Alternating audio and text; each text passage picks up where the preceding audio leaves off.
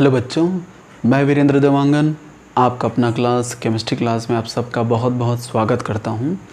ये हमारा इलेक्ट्रॉनिक विन्यास का 6वां पार्ट है। इसके पहले जितने भी वीडियोस थे उसमें सारी चीज़ें मैंने क्लियर कर दी हैं। इलेक्ट्रॉनिक कॉन्फ़िगरेशन के बारे में आप लोग सारे वीडियोस वॉच किए होंगे या नहीं भी किए होंगे तो कंटिन्यू वॉच कीजिएगा उसको। आप लोग के इलेक्ट्रॉनिक कॉन्फ़िगरेशन से रिलेटेड जितने भी प्रॉब्लम हैं वो सारे प्रॉब्लम सॉल्व हो जाएंगे।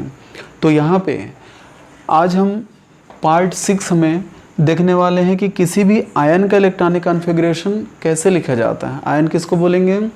तो किसी भी इस तरह के हमारे पास जो एलिमेंट हैं, ठीक है, या किसी भी परमाणु पर यदि प्लस या माइनस चार्ज लगते हैं तब उसको हम क्या कहते हैं? आयन कहते हैं।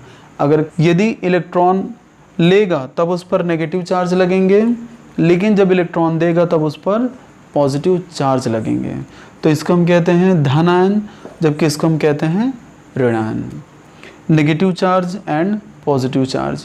तो इस तरह से याद रखना है कि जब कोई भी परमाणु इलेक्ट्रॉन लेगा तब उसमें नंबर ऑफ इलेक्ट्रॉन्स बढ़ जाएंगे, लेकिन जब भी कोई इलेक्ट्रॉन देगा तब उस पर इलेक्ट्रॉन्स की जो संख्या है वो कम हो जाएगी। इस बात को हमेशा याद रखना है। तो हमारे पास जो एग्जांपल्स हैं इस तरह के पॉजिटिव चार्ज वाले हैं और नेगेटिव चार्ज वाले हैं। लेकिन इलेक्ट्रॉनिक कॉन्फ़िगरेशन क्या है? तो इलेक्ट्रॉनों को एनर्जी के इंक्रीजिंग ऑर्डर में जब भरा जाता है, ऊर्जा के बढ़ते क्रम में जब इलेक्ट्रॉनों को भरा जाएगा तब उन इलेक्ट्रॉनों का जो विन्यास हमें मिलेगा उसी विन्यास को कॉन्फ़िगरेशन को हम क्या कहते हैं? इलेक्ट्रॉनिक कॉन्फ़िगरेशन कहते हैं। इलेक्ट्रॉन जो होते हैं पहले कम एनर्जी वाले में जाएगा, उसके बाद वो अधिक एनर्जी वाले में जाएगा, क्योंकि इलेक्ट्रॉन को क्या होना है? स्टेबल होना है। और स्टेबिलिटी कहाँ मिलेगी? जहाँ पे अट्रैक्शन फोर्स ज़्यादा रहेंगे। यहाँ पे इलेक्ट्रॉन आएगा तो इलेक्ट्रॉन पे नेगेटिव चार्ज हैं और न्यूक्लियस पे पॉजिटिव चार्ज हैं, इसलिए अट्रैक्शन फोर्स यहाँ पे ज़्यादा काम करेंगे।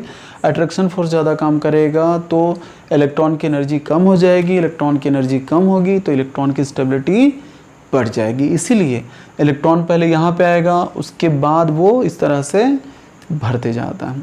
तो यहाँ पे इलेक्ट्रॉनिक कॉन्फ़िगरेशन यहाँ पे क्या होगा? फर्स्ट सेल में S2, सेकंड सेल में S2, P6, थर्ड सेल में SP-D और फोर्थ सेल में SP-D-F। S में 2 भरते हैं इलेक्ट्रॉन, P में 6 आता है, D में 10 इलेक्ट्रॉन और F में 14। अगर फर्स्ट सेल के बारे में बात करें तो यहाँ पे टोटल 2 इलेक्ट्रॉन प्रेजेंस रहेंगे। सेकेंड सेल के बारे में बात करेंगे तो यहाँ पे 8 इलेक्ट्रॉन्स रहेंगे। थर्ड सेल के बारे में बात करें तो यहाँ पे 18 इलेक्ट्रॉन्स रहेगा, और यदि फोर्थ सेल के बारे में बात करें तो यहाँ पे 32 इलेक्ट्रॉन्स रहते हैं। लेकिन आज हम बात करने वाले हैं धन आयन और ऋण आयन के बारे में, नेगेटिव और पॉजिटिव आयन्स के बारे में।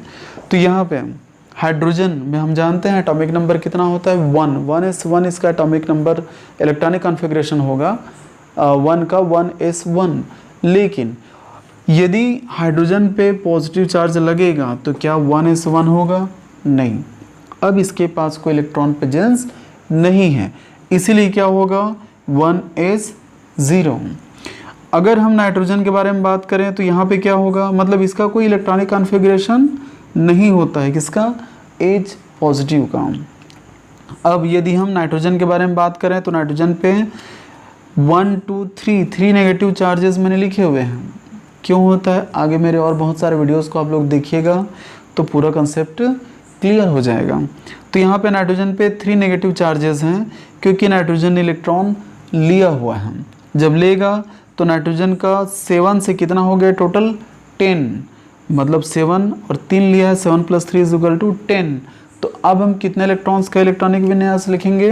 तो टोटल 10 का लिखेंगे। 1s2, 2s2, 2p6, टोटल कितने हो गए? 10। यदि हमारे पास ऑक्सीजन है, ऑक्सीजन में अगर 2 नेगेटिव चार्जेस हैं, ऑक्सीजन 2 लेता है। इसका एग्जांपल हम देखें तो NH3 3 हाइड्रोजन के इलेक्ट्रॉन को लेगा तो नाइट्रोजन पे 3 नेगेटिव चार्जेस लग जाएंगे। यहाँ पे H2O यदि 2 हाइड्रोजन के इलेक्ट्रॉन को लेगा तो ऑक्सीजन पे क्या लग जाएंगे? 2 नेगेटिव चार्ज लग जाएंगे। ऑक्सीजन का एटॉमिक नंबर क्या होता है? 8 होता है। तो 8 + 2 लिया इन्होंने, टोटल कितना हो गया? 10। यानी कि हम कितने इलेक्ट्रॉन का इलेक्ट्रॉनिक कॉन्फ़िगरेशन लिखेंगे? तो 1s2, 2s2 2p6 total 10 electron का इलेक्ट्रॉनिक कॉन्फ़िगरेशन लिखेंगे। अब फ्लोरीन में क्या होता है, यहाँ पे एक नेगेटिव चार्ज यानी फ्लोराइड बन गया, तो यहाँ पे फ्लोरीन का 9 इलेक्ट्रॉनिक एटॉमिक नंबर होता है। तो यहाँ पे जब एक इन्होंने लिया तो यहाँ पे अब 9 का क्या हो जाएगा 10, तो जब इसका इलेक्ट्रॉनिक विन्यास लिखेंगे तो 1s2 2s2 2p6 लिखेंगे। क्लियर है।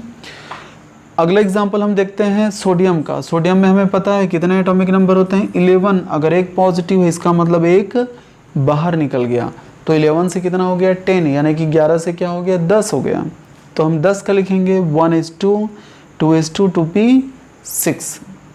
इसी तरह से यदि हम बात करें मैग्नीशियम के बारे में, तो मैग्नीशियम में क्या है 2 पॉजिटिव चार्जेस यहाँ पे है। ठीक है, जब 2 पॉजिटिव चार्जेस यहाँ पे है इसका मतलब मैग्नीशियम के पास 12 यहाँ पे एटॉमिक नंबर नहीं है बल्कि कितना है 10 है। इसके पास 12 इलेक्ट्रॉन नहीं है बल्कि 10 इलेक्ट्रॉन है, तो हम 10 का लिखेंगे 1s2 2s2 2p6।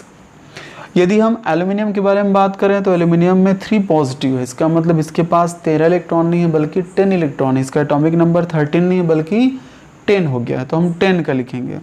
तो 1s2 2s2 2p6। कहने का मतलब ये है कि यदि प्लस लगते हैं किसी भी एटम पर तब नंबर ऑफ इलेक्ट्रॉन्स कम हो जाएंगे, उसका एटॉमिक नंबर कम हो जाएगा।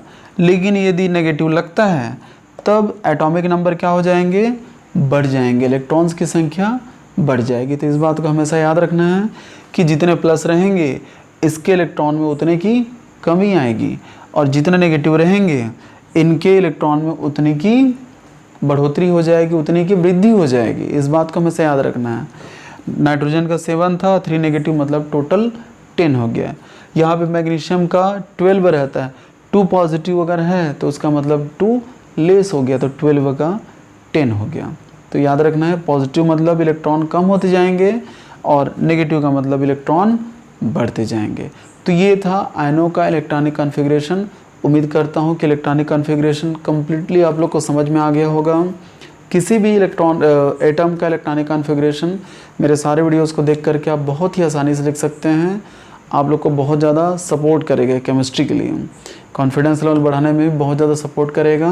तो जब भी मेरे वीडियो को आप लोग देखते हैं आप लोग वीडियो को ज़रूर लाइक कीजिए, शेयर कीजिए, सब्सक्राइब कीजिए, ताकि हम ज़्यादा से ज़्यादा बच्चों तक के पहुँच सकें।